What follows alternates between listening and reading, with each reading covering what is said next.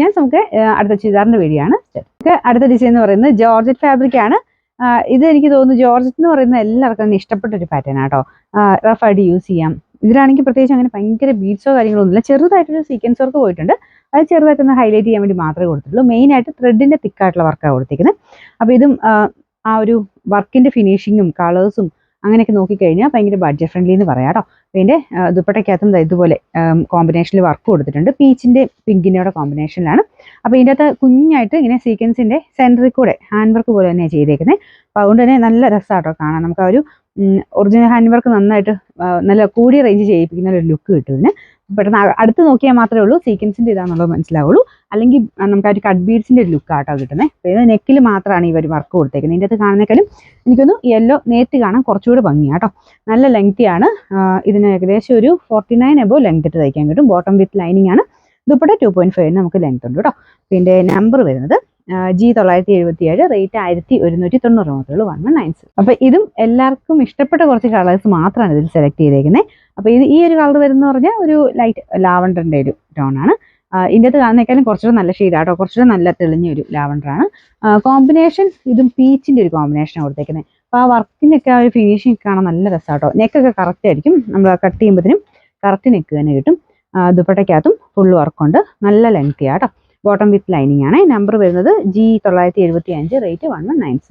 Next വരുന്നത് very beautiful ആയിട്ടുള്ള ഒരു ജെറ്റ് ബ്ലാക്ക് കളറാണ്.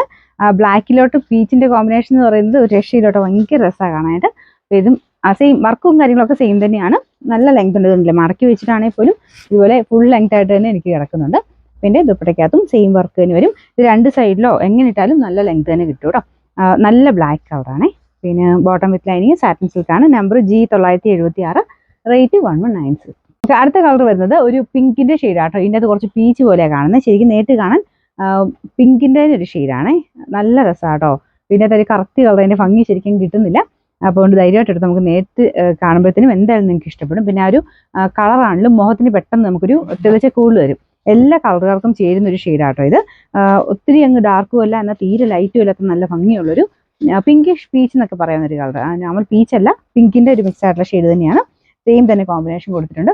ഒറ്റ കളർ തന്നെയുള്ള അങ്ങനത്തെ ഒരു സെറ്റുകൾക്ക് ഒരു പ്രത്യേക ഒരു ഡിഫറെൻ്റ് ആയിട്ടുള്ള ഭംഗിയാട്ടോ.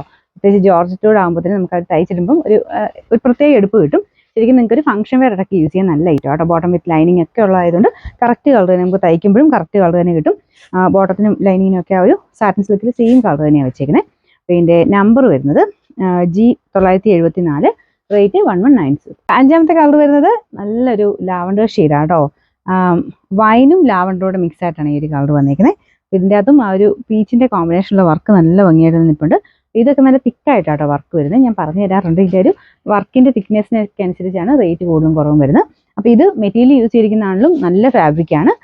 നല്ല ലെങ്ത്തും ആട്ടോ. നമ്മൾ തന്നെ പറഞ്ഞ് ഏൽപ്പിച്ചേക്കുന്നുണ്ട്. 2.5 എബോ ഉണ്ട്. ടോപ്പിന് നല്ല ലെങ്ത് ഉണ്ട്. ബോട്ടം വിത്ത് ലൈനിങ് ആണ്. നമ്പർ G973, റേറ്റ് 1190 മാത്രമേ ഉള്ളൂ. 1196.